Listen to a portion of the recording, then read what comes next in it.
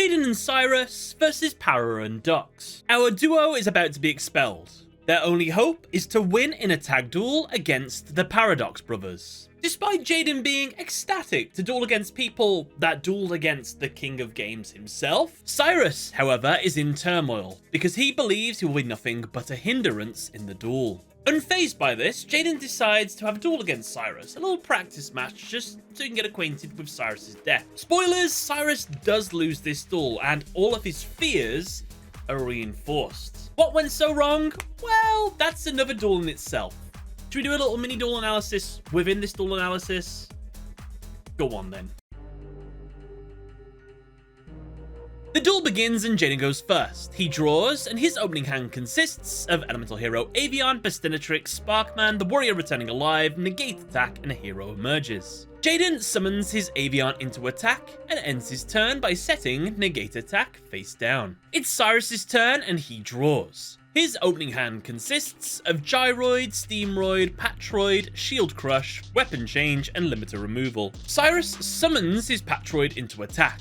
He forgets to use its effect to look at the face down card Jaden has. Blind, he attacks into Avian. Jaden reveals his Negate attack to negate the attack. Despite being able to set Limiter Removal face down or having the continuous spell Weapon Change face up, Syrus simply ends his turn here. It's Jaden's turn, and he draws Elemental Hero Clayman. He summons his Sparkman in attack and then enters his battle phase. First, he destroys Patroid with Sparkman, dealing the first damage of the duel.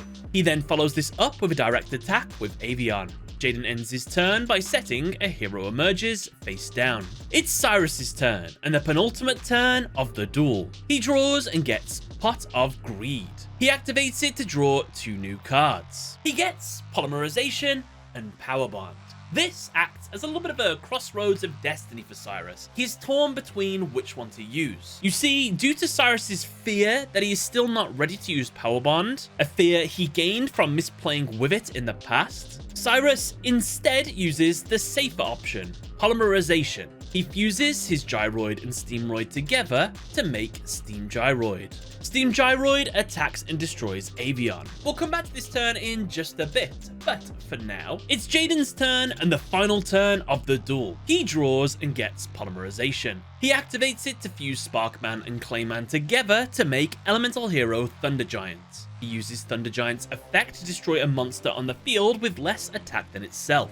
He destroys Steam Gyroid. Jaden then normal summons his Bestinatrix to the field and use both it and Thunder Giant to attack Syrus directly, winning him the duel. So, could Syrus have beaten Jaden? Yes, 100%. As noted by Jaden after he looked at Syrus's hand, had Syrus on the penultimate turn activated Power Bond and then on top of that used Limiter Removal, he would have had an 8,800 attack point monster that he could have slammed into Jaden's Avian for a guaranteed insta-win. Jaden would have had absolutely no way to defend himself, and so, yeah, 100%, Syrus could have won this duel if he was willing to play Power Bond, which unfortunately, he wasn't. However, real quickly on that penultimate turn, had Syrus destroyed the Sparkman instead of trying to do more damage to the Avian instead, the duel would have actually continued a little bit more. Not guaranteed that Syrus would have won, because he wouldn't have been able to make a monster that could have destroyed the Steam Gyroid in such that way. Luckily, next episode, Jaden gets clapped by Power Bond by Syrus's older brother Zane. And that duel I've already covered, by the way. From this event, Syrus gains the resolve to use Power Bond now. And so, with that, we're all caught up. Syrus has gone from his lowest point to, okay, he can do that. He's going to stumble a bit in this duel, but we might as well now cover the proper duel. The duel begins and Syrus goes first. He draws and his opening hand consists of Gyroid, Steamroid, Drillroid, UFO-roid, Polymerization, and a mysterious spell or trap. This mysterious card will never be seen and will never be used. It's going to get set on the field and Jaden's going to send it to the graveyard to pay a cost for his card. Whatever it is, it must not have been that good. So I'm just going to say it was something unusable like Dark Computer Virus, which was a card that he actually used in a future episode in a tag duel. So, why not? Syrus summons his Gyroid into attack. He then ends his turn. I just realized I didn't cover the tag duel rules. You have 8,000 communal life points between you and your teammates. Teammates can't give advice to each other in terms of the duel. All players have their own individual field. However, your teammate's field can be considered an extension of your own to a certain degree. Specifically, you can use your teammates' cards as costs and tributes. However, you can't activate their cards for them, declare attacks with their monsters, or change the battle positions of your teammates' monsters during your turn. So basically, all you can use your teammates' cards for are costs for stuff. Okay? Okay. It's Para's turn, and he draws. His opening hand consists of Suijin, Jirai Gumo, Gate Guardian, Tribute Doll, Monster Reborn, and a mysterious card. This mysterious card will never be used throughout the entirety of the duel. We're just going to say it is Magical Labyrinth. Para summons his Jirai Gumo to the field into attack, and then ends his turn. It's Jaden's turn, and he draws. His opening hand consists of Elemental Hero Avian, Bestinatrix, Sparkman, Clayman, Spark Blaster, and Skyscraper. Jaden summons his Bestinatrix to the field into defense. He then ends his turn. It's Dox's turn, and he draws. His opening hand consists of Kazajin, Kaiser Seahorse, Defense Wall, Dark Designator, Tribute Doll, and a mysterious card. Let's just say this one is equally as unplayable because it's never been used, so let's just say it is Wall Shadow. Why did I pick these two cards, the mysterious cards for the two duelists? You could probably imagine that they have Labyrinth Wall in their deck, and if one of them gets Labyrinth Wall out, then they can start using these cards in conjunction with that, because they got like a tag team deck. So that's my logic anyway. Anyway, Doc summons his Kaiser Seahorse to the field into attack. He then activates his Tribute Doll. This card lets him tribute one monster on his side of the field to special summon one level 7 monster in his hand. However, the monster summoned by this card can't attack this turn. Dox, using the tag team rules, uses Para's Jirai Gumo as the tribute. He sacrifices it to special summon the level 7 monster in his hand, Kazajin.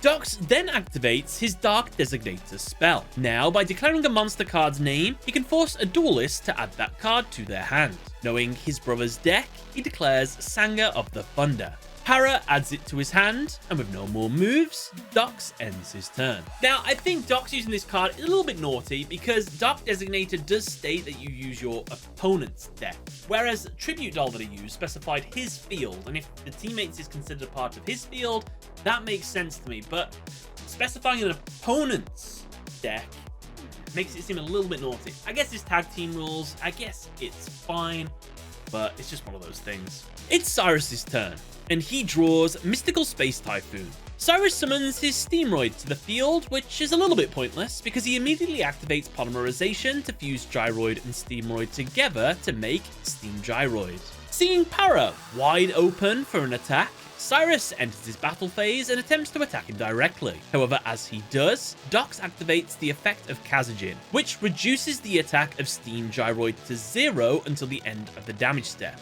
Para takes no battle damage. Note that in the real world, the 3 Guardian monsters have the ability that when they are attacked, they reduce the attack of the opponent's monster down to 0 till the end of the turn. And you can only do that once while that monster is faced on the field. This effect that they have in the anime is a lot stronger because you can use it whenever. So whenever a monster is attacked on your side of the field, you can reduce it down to 0. That's quite strong. That's quite the buff. In fact, it's such a big buff, it's kind of a shame that Para and Dox get rid of these monsters so quickly in the duel.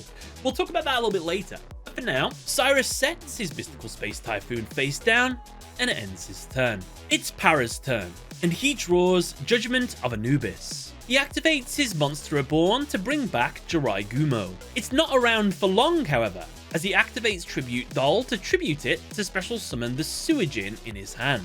However, now, Suijin isn't able to attack for the rest of this turn. Para isn't done, however, as he tributes his Kaiser Seahorse, which, thanks to its effect, treats itself as 2 tributes for the summon of a light monster. He summons out Sanger of the Thunder. Now, with all 3 Guardian monsters on the field and Gate Guardian in the hand, Para wastes no time and tributes Kazajin, Suijin, and Sanger to special summon Gate Guardian. Para enters his battle phase and attacks and destroys Steam Gyroid. Syrus and Jaden take the first damage of the duel. Para ends his turn by setting Judgment of Anubis face down. Now the argument here is, should Para have gotten rid of his free Guardian monsters with decent attack and effects? Or a powerful monster, don't get me wrong, but it has no effect. Had they left these free monsters on the field, would the outcome of the duel have changed?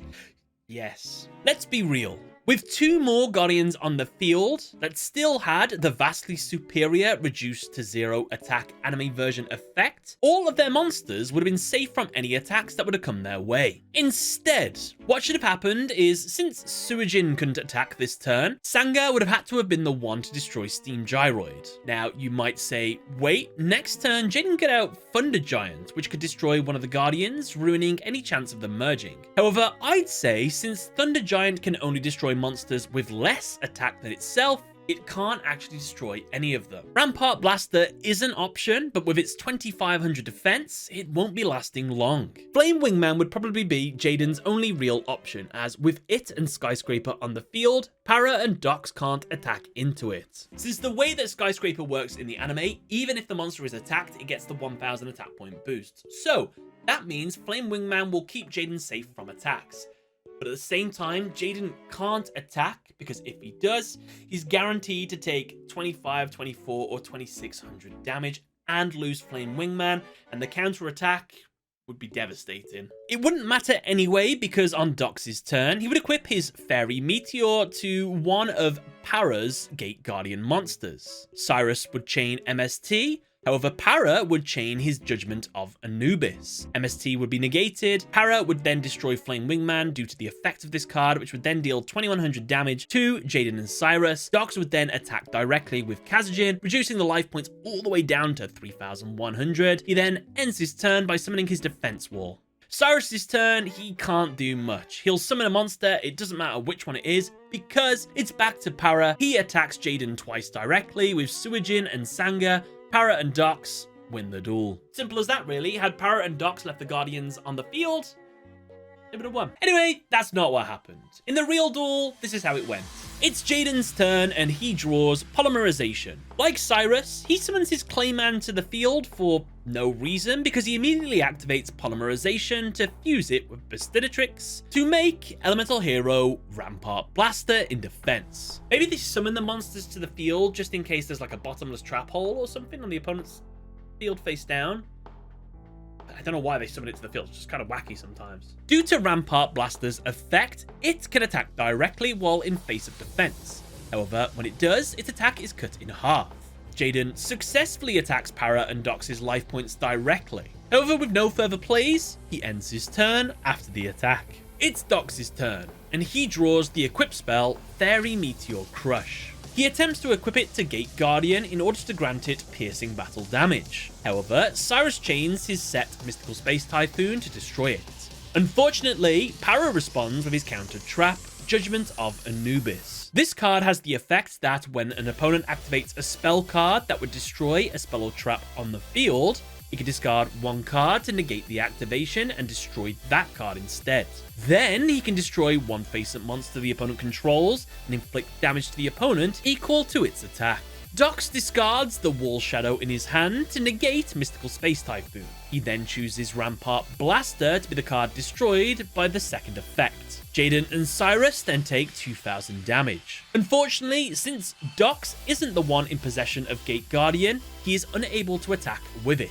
Instead, he summons his defense wall to the field into defense. Defense wall effect is, while it's on the field, it's the only monster that is allowed to be attacked by the opponents. It's back to Syrus, and he draws Psychroid. At the peak of his insecurities, and with absolutely no plays that he can do, he summons his Psychroid into defense and ends his turn. We see, however, Jaden in the background isn't so pessimistic. He has a little bit of a smile on his face. Can he see the hidden potential of Syrus's deck that he himself cannot? Yes he can. It's Para's turn, and he draws Dark Element. Para enters his battle phase and uses Gate Guardian to attack and destroy Psychroid. Due to the equip spell Fairy Meteor, Gate Guardian inflicts piercing battle damage from this attack. Para ends his turn. It's Jaden's turn, and he draws Hero Barrier. He summons his Sparkman into attack and then equips it with Spark Blaster. Spark Blaster has the effect that thrice per turn, he can change the battle position of a monster. Jaden uses its effect to switch Gate Guardian into defense. He sets his Hero Barrier face down and ends his turn. Why did Jaden switch Gate Guardian into defense? Well, if you remember in the flashback, Jaden commented on a card in Syrus's deck that would work really well with his Sparkman. The card he was talking about was Shield Crush, a card that destroys a defense position monster. Jaden is hoping that Syrus has it in his hand right now, or will top deck it on his next turn. Because by doing this, imagine the confidence boost where Syrus is the one to take down the Gate Guardian. It's Dox's turn, and he draws one-on-one fight. He sets it face down and ends his turn. It's Syrus's turn, and he realizes what Jaden was hinting at with his play. In order to not remain a burden, he top decks the very card he needs, Shield Crush. Syrus summons his Drillroid into attack. He enters his battle phase and is forced to attack Defense Wall due to its effect. Due to Defense Wall having higher stats, Syrus takes the difference as damage. However, since Drillroid attacked a defense position monster, due to its effect, it is destroyed after the battle. I'm pretty sure in the real world, Drillroid has the effect that it destroys cards prior to damage calculation, so when it attacks, it's destroyed before any damage is dealt. Not a huge deal, but I just think it's different in the anime compared to the real world, but yeah, just a small thing. Syrus then moves into his main phase 2 and activates Shield Crush. This allows him to target one defense position monster on the field and destroy it. He destroys Gate Guardian. And just like that, Jaden has helped Syrus take down one of the most powerful monsters in the Yu-Gi-Oh game. Well, for early Yu-Gi-Oh! Well, actually, no, I think it's still the strongest warrior monster in the entire game, I think. Syrus ends his turn by setting a mysterious card face down. This card will be sent to the graveyard by Jaden for a wacky play he's about to do, so we never find out what this card is. So we don't know if it's an important card to Syrus, but it's going to get thrown away without any hesitation by Jaden, which I always thought was kind of rude, and you'll see why in a minute. It's Para's turn, and he draws a mysterious card that never be used throughout the rest of the duel. Now, since Gate Guardian is in the graveyard, Para is now allowed to activate his Dark Element spell. By paying half their life points, he can special summon the Dark Guardian from his deck. This monster has the ability that it can't be destroyed by a battle. And so, with this monstrosity on the field, he attacks Drillroid, attempting to go for game. Luckily, Jaden activates Hero Barrier to negate the attack, since he controls an elemental hero monster. With no more moves, Para ends his turn. Fun fact, only recently have these two cards come into the real world card game. But what's really cool is if you summon Dark Guardian with Dark Element, it gains the ability to become immune to battle destruction, monster effects, and spell effects. Its only weakness is trap effects, but why is this? Why did they give it a trap effect weakness? Well, that's actually because in this turn we just saw, it got affected by Hero Barrier. So when they were designing the card's effect, they must have gone back to this episode, watched, saw Hero Barrier work against it, and just thought, okay, trap cards work against it. It happened in the anime, let's just make that a part of its actual effect. It's just kind of cool how things like that happen sometimes. Anyway, it's Jaden's turn, and he draws Pot of Greed. He activates it to draw 2 new cards. He gets Fusion Gate and Elemental Hero Bubbleman. Jaden starts by activating Fusion Gate. Now, fusion summons can be performed without polymerization.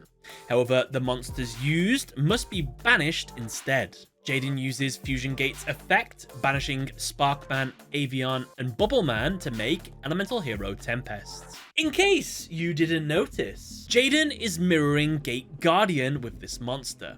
Gate Guardian is made up of a water, wind, and thunder monster. Elemental Hero Tempest is also made up of a water, wind, and thunder monster too. How cool. And there's one more reference we're going to get a little bit later. Hold on. Despite how cool the 3 elements being combined for the perfect storm is, this is where Jaden begins his wacky play. He starts by activating his field spell, Skyscraper. This destroys his Fusion Gate field spell. Jaden enters his battle phase and attacks Dark Guardian with Tempest. Tempest gains 1000 attack due to Skyscraper, however, now both have the same attack. Dark Guardian is not destroyed thanks to its effect. However, Jaden's elemental hero Tempest, on the other hand, has to activate its effect by tributing one card on the field to negate its destruction from the battle. He sends Syrus's mysterious face down to the grave to keep his monster on the field. Everybody comments on how really pointless this play was because Jaden already knew the monster was immune to battle destruction, so why the hell did he do this? There's actually a method to his madness. Since Syrus and Jaden aren't allowed to commune with each other about tactics, he's trying to convey a strategy to Syrus without actually saying it. This is what this attack is meant to symbolize. However, it doesn't make any sense. Spoilers, Syrus is going to comment a little bit later that he realized from this attack, Jaden was trying to convey that though this monster can't be destroyed by battle, he will still take the damage. And that doesn't make any sense. Jaden didn't do any damage. Where did he convey that? He just showed that the monster can't be destroyed by battle. He would have had to have got a monster out with a little bit extra attack. So why don't they just make his monster's attack 100 attack points higher? That still would have been a pointless play, but it would convey the message. Maybe I'm reading into it a little bit too much, but I don't know. It was just a waste of Syrus's face down card. So, I don't know. It's Dox's turn, and the penultimate turn of the duel. He draws and gets another mysterious card. He activates his one-on-one fight trap. This lets him force the monsters on the field with the highest attack on both sides of the field to battle. Quite a clever way to attack with your teammate's monster during your turn, to be honest with you. That was a good move. Dark Guardian and elemental hero Tempest are forced to battle. Jaden, as a last resort to keep his monster on the field, tributes his own skyscraper to prevent its destruction. However, due to this, elemental hero Tempest doesn't get an attack boost, and so Jaden and Syrus take 1000 damage. It's Syrus's turn, and the final turn of the duel. He draws and gets Power Bond. Yet again, Syrus decides to get his fusion materials onto the field for some reason.